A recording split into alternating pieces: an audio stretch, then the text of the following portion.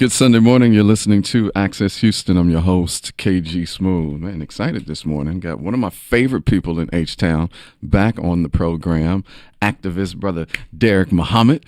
Welcome again. Pleasure to be here, man. Thanks for having me, good to see you. And a very special guest in the studio. He is the seven-time Pro Bowler, ladies and gentlemen, Mr. Adrian Peterson, running back extraordinaire. How you doing, bro? I'm doing great, man. Thanks for having me. Man, thank you all for being here. So Deric, fresh off of the summit, yes, the Black Male Summit. Give us an update. How was that? And it was powerful. You know, anytime you can get that many positive brothers underneath one roof, inspiring and encouraging the next generation to be what they were born to be, and that's great. You can never go wrong. But we had another awesome time at the Smarten Up Black Male Summit, and we thank everyone who came out and everyone who supported. Indeed, and now you have teamed up with AP. Yes. And AP, you are going to conduct a peace walk in the Sunnyside community, and then you also have a nonprofit All Day Elite. Tell us about why you wanted to do this. Well, you know, I'm having my camp, my youth camp and exposure camp June 9th and June 10th. So we partner up with the No More Bloodshed movement. And the reason why it kind of hit home for me is to stop the gun violence and bring more awareness to gun violence, because I am directly affected by gun violence through my life and things that has happened. Actually, in 2007, I had a brother who was gunned down in Sunnyside, on the sunny side of Houston. Word. So it made sense to us to be involved and to help the movement. Indeed. Has community activism always been something that you've done, on the low during your career and stuff? On the low, I haven't really just kind of been involved, but I've always been willing to, share my voice and let it be heard. Yeah, for sure. So let's talk about on Saturday, the Stop the Violence Peace Walk. It's going to be at the Sunnyside Community Center? Right. It's going to be at on the corner of Cullen and Wilmington. There's a fiesta right across the street from the Sunnyside Multi-Cultural Center. And we'll be out there at 12 p.m. We're asking everybody to come out, specifically those families who may have lost a loved one to gun violence. We're asking you to bring a picture of your loved one, bring posters, wear your T-shirts, and we're going to use it as a platform to lift our collective voice against the violence in our community. I mean, right now, gun violence is a very hot topic in the United States of America. But some people are saying that neighborhoods like Sunnyside are being left out of the conversation, which is true.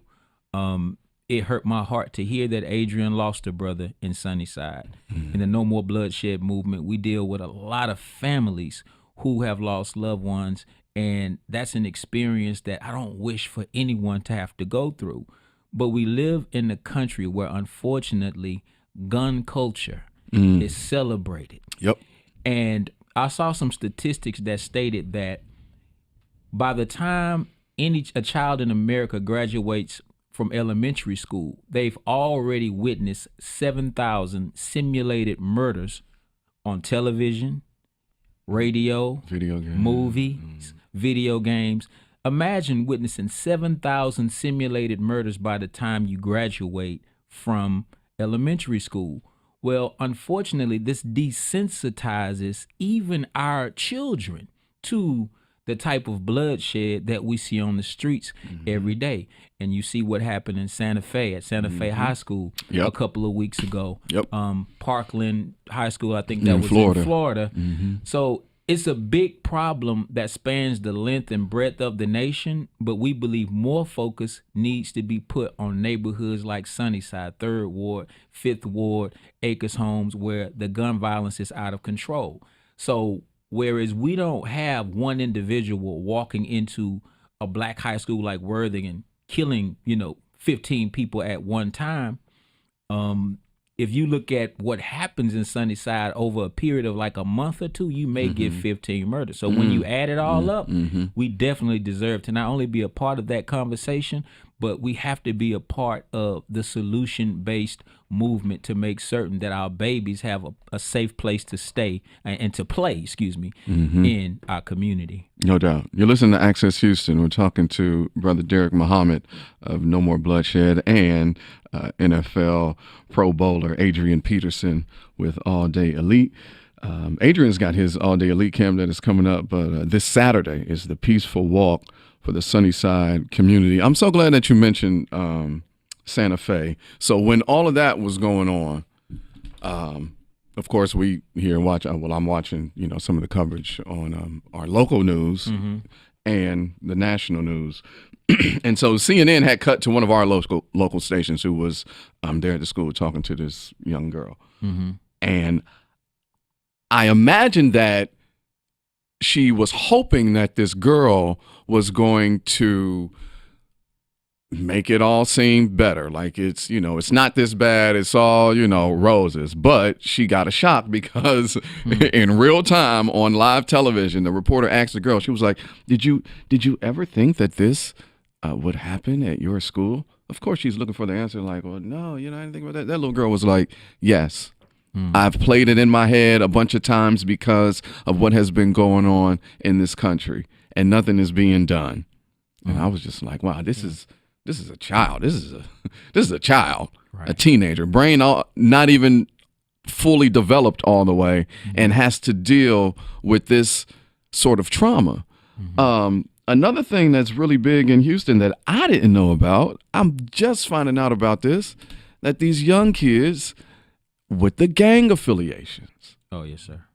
I'm hearing that the gang affiliations and the gang violence is rampant, but it's so quiet. Like we're not even hearing about it. I mean, I'm talking to officers and they're telling me like it's an epidemic here, and guns just popping up everywhere. I know we're in the state of Texas. It's everybody loves their guns, but can we be smart about it? You know what I'm saying? Yes, sir. Go ahead, AD. Yeah, I feel like there's ways to be smart about it. I know for me in my home, I try to teach my kids the right way. I try to, keep them sensitive to, shootings and things like that when it comes to what they watch on TV and, video games and stuff they play. And I know when they go to their grandmother's house or their friend's house or something. House, and they're kind of open to see different things, but that's the way I try to control it. As far as my household, it's so easy in the underground world to get weapons and guns. So I know I don't have the solution. Right. It's gonna have to come from a higher power to really come up with a solution that can kind of help calm it down. Yeah, when I think about it, as you were talking, AP, and I'm thinking back on it, I'm like, okay, when did the rise, or at least the rush of the NRA come in? Like I know that they've always been there, but I haven't seen. It just seems like in the recent years, or at least let me say when Obama got in office, it seemed as though we're hearing more about the NRA. Their registration is up. Now they've got lobbyists that's in Washington that keeps pushing these bills so we cannot talk about any sort of, gun reform. And they got a lot of blood on their hands because every time this happens in this country, we'll say, oh, now it's not the time to talk about gun reform. Now is not the time to talk about gun control. Well, damn it, when is the time to talk about it? I mean, you guys on the far right, you're all about pro-life, but yet our kids are literally getting shot up and killed in school, and yet y'all won't do nothing about the gun issue. So how much of pro-life are you really? That's a very good question. I think the more you have people in office who are welcoming to the agenda of the NRA, the more prominent the NRA will become. And what you have to understand is that the National Rifle Association, they send lobbyists to Washington, D.C. They spread a lot of money around. They spread a lot of influence around. So they also use fear tactics to make certain that people don't speak out against, gun violence. But I think what we have to do is we have to set the politics aside, and we have to get to the root of the problem.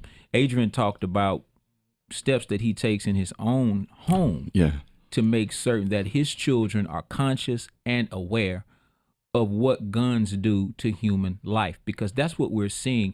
We're seeing the breakdown of the appreciation of the value for human life. And it starts in the home. Let's just be real.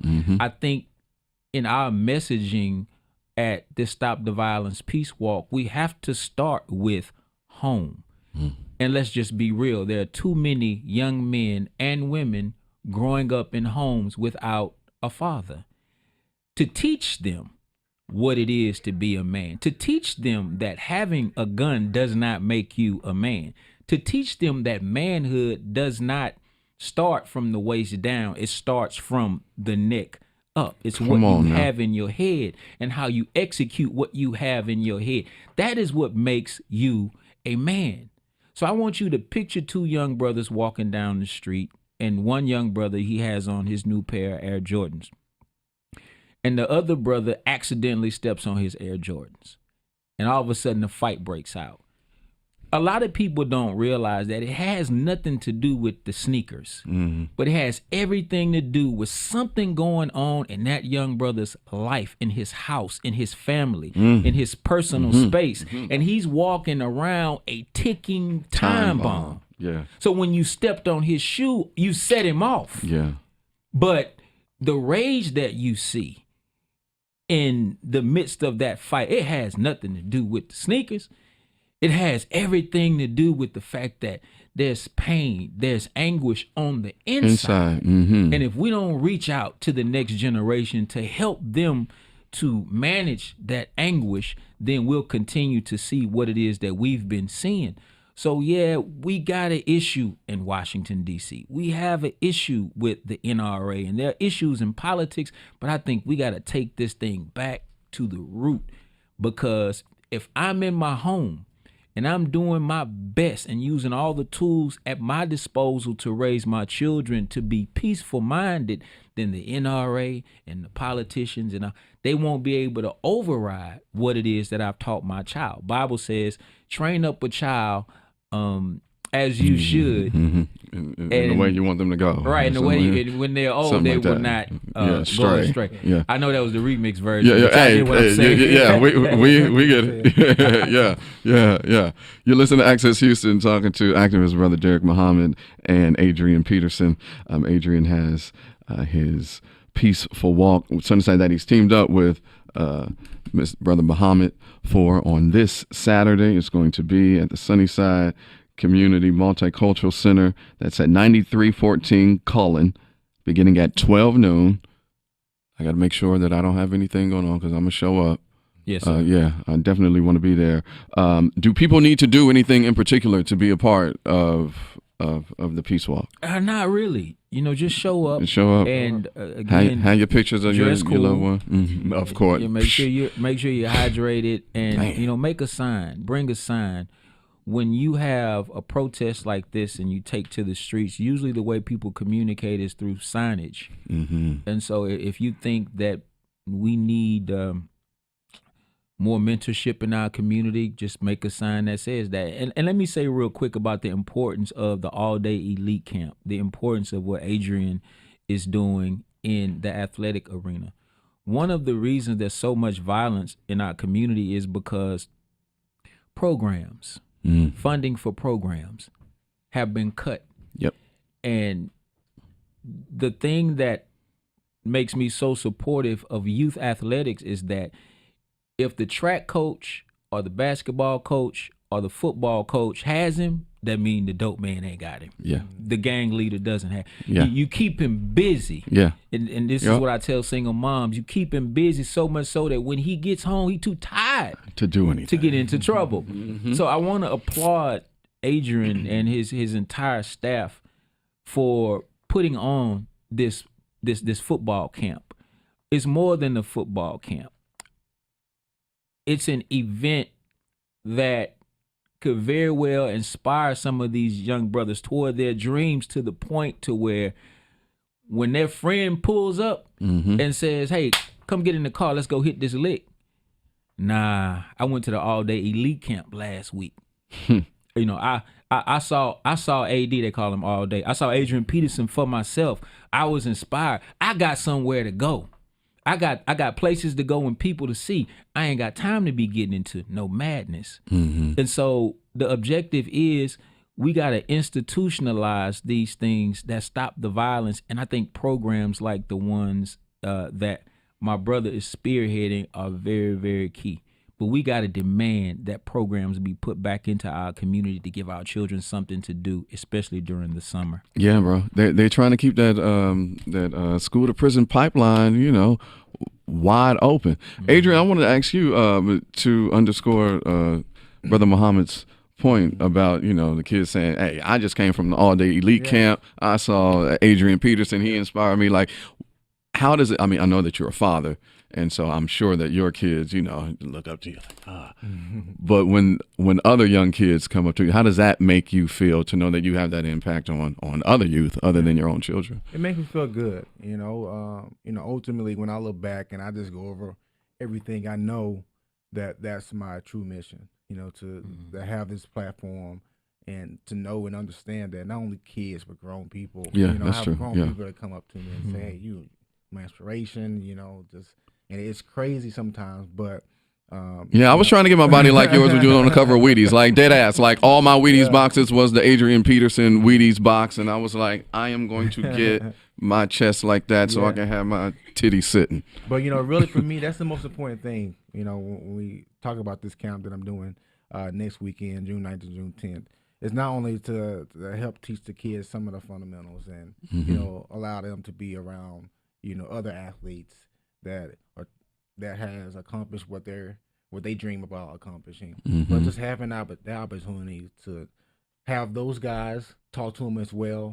But for me to be able to talk to them, because I know how it could be one thing that comes out my mouth, right? That might shift. That's real. The way they think. And and we're doing some good things. We have some sponsorships, and that so we're gonna go to some of the unprivileged neighborhoods, and we're gonna bring in about 25. I know that's what I'm gonna do. About 25 kids into the camp from underprivileged areas, and we have other sponsors that's coming in and doing the same thing as well. But just to have the opportunities so they can see that there's more than what they're used to on a regular, right? And to be able to hear from me, and I kind of just flow and talk to the kids, 'cause I can imagine some of the things that they're going through. So I just try to keep it 100 with them, and let them know that when you dream about something, you can accomplish anything you want to accomplish. And there's different ways to avoid violence, outside of pulling a gun or fighting someone. Yeah, I'm glad you said that.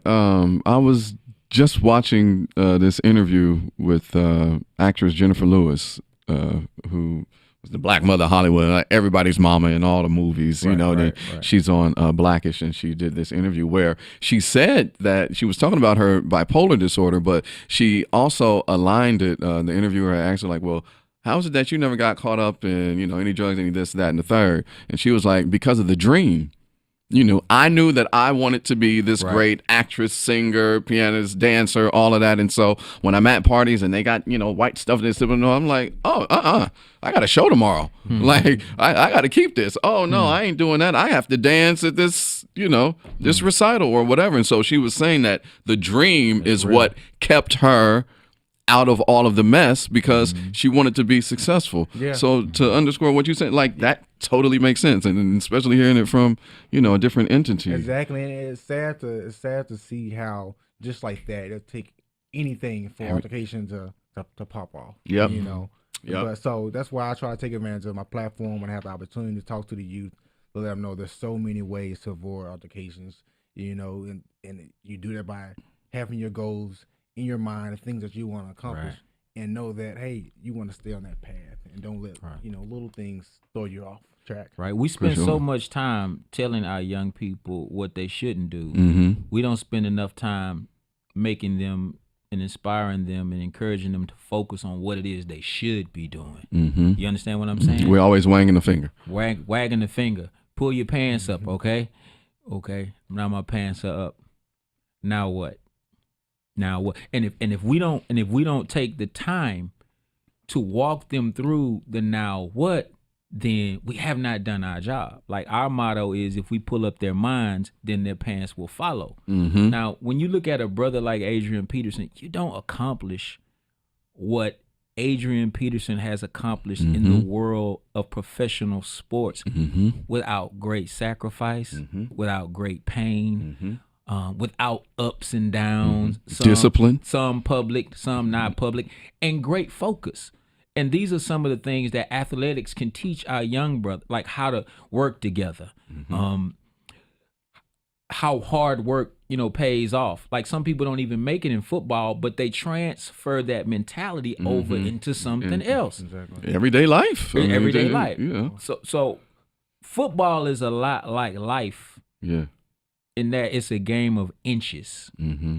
Game of inches. Come on now. Come on, get a word. Like AD said, you could just be at a party with your friends, and somebody would come and try to start something with you.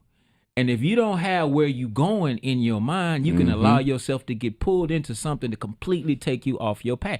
It's a game of inches. So it's not only a game of inches in that this little bitty thing that's about an inch tall can get you into trouble. We have to remember that it's a game of inches also in that you may run up to that youngster sitting on the stoop in front of the convenience store and go shake his hand and look him in his eyes, and it may be a 30-second conversation that you have with him that could change his life. It's a game of inches. He may be on the verge of going to commit suicide, but because of something that you said to him, he decided, you know what, I'm going to live another day. So we should never look at the problem of violence in our community as if though it's insurmountable, as if though this is something that a problem we're never going to be able to solve. If everybody does a little, then it turns into a lot. And another thing that I was thinking over is I'm thinking about this gang violence, all right? You've got what they call the Scott Block gang and this other gang. Both live, they probably about a good 3 miles from one another. They going back and forth with retaliations. 8-year-old boy just got killed last month. We had to bury him. Tristan Hutchins. 4-year-old boy still in the hospital right now fighting for his life. Don't make no sense, bro. So when you're back and forth with these retaliations, I want you to picture a scoreboard like at a football field. No matter how many people you kill, the score is still gonna be 0-0. Ain't nobody winning. Ain't nobody winning because the turf that you fighting over ain't even yours. Nobody winning. Right, you putting your life on the line for something that you don't even own. Right, so we have to go into these communities and be wise about it, but sit down and have these conversations with our young brothers. And it's a game of inches. So we have to be willing to give up something in order to get the results that we're looking for. Well, let me say that, you've always been on the front line. I'm glad, AP, you in here doing this for the city, for Sunnyside. So we want to see y'all on Saturday, June 2nd, 12 noon at the Sunnyside Multi-Cultural Center. It's going to be across the street from the Sunnyside Multi-Cultural Center. Stop the Violence Peace Walk for the Sunnyside community. No more bloodshed, and all day elite putting this thing on. And then AP, you got your camp that's next weekend. Yeah. You want to talk about that with some kids, parents listening? They want to sign their kids up for the camp, which is next weekend, the 8th. Through the 10th, right? The 9th and the 10th. The 9th and the 10th, okay. It'll be Saturday and Sunday. Saturday, we'll have the youth, and that'll be 1 through 8th grade. Okay. And then Saturday, it'll be from the high school. The high schoolers. 12. And they can register at adrianpetersoncamps.com, and you can find all the information, the details there. It'll be a great time. They'll get signed shirts, signed pictures. Oh, nice. Have the opportunity to mingle and talk to me and different athletes and coaches that'll be there. And they'll learn some great fundamentals. But most importantly, I'll be able to talk to them and give them some knowledge that'll help them going forward outside of football. No doubt. So take advantage of that. That's AdrianPetersonCamp.com to sign up for that. But save the date for this Saturday, June 2nd at 12 noon for the Stop the Violence Peace Walk. It is going to be it's great. Oh, y'all giving groceries to families in need there as well. Look, I just saw that. We're going to go down to Cullen Park Apartments, and we're going to spread some goodwill. It's one thing to come to the community with a message, and it's something different to leave something, behind. So, we'll be giving away bags of groceries along with the Stop the Violence Peace Walk with my brother Adrian Peterson. Yeah. I just want to say on air, Adrian, man, I admire your courage, and I admire the quality of your heart. It takes a lot to come before the public to talk about, losing your brother. That's not an easy thing to do. It's not an easy thing to do, to put your pain before the public in hopes that it will help somebody else and to save a life. And that is the goal. That is the goal. And that's what I tell folks who work with us on this Stop the Violence, these peace initiatives, that if we save one life in the process, then our work will not have been in vain. And I think we can do that. We absolutely can. And as you know, you have an open invitation on this program. I've said this 50-11 times, and I'm going to say it 50-11 more. Brother, I'm grateful. I use this platform specifically on purpose. Yes, sir. To make us more self-aware. Yes, because I love black people. I love us. So we love you too, bro. Saturday we want to see you across from the Sunnyside Multi-Cultural Center for the Adrian Peterson Stop the Violence Peace Walk for the Sunnyside community. Brother Deric Muhammad with No More Bloodshed, and then of course the football great Adrian Peterson with All Day Elite, and then the camp is happening next weekend, the 8th and the 9th, and you can sign your children up for that at AdrianPetersonCamp.com. Man, gentlemen, this is it. I knew we was going to talk the whole entire segment. I knew it, and it went down. So thank you, Adrian Peterson, brother Deric Muhammad. Man, I appreciate y'all. Thanks for having us, KG. Man. Thanks for having us, brother. And thank you for listening to Access Houston.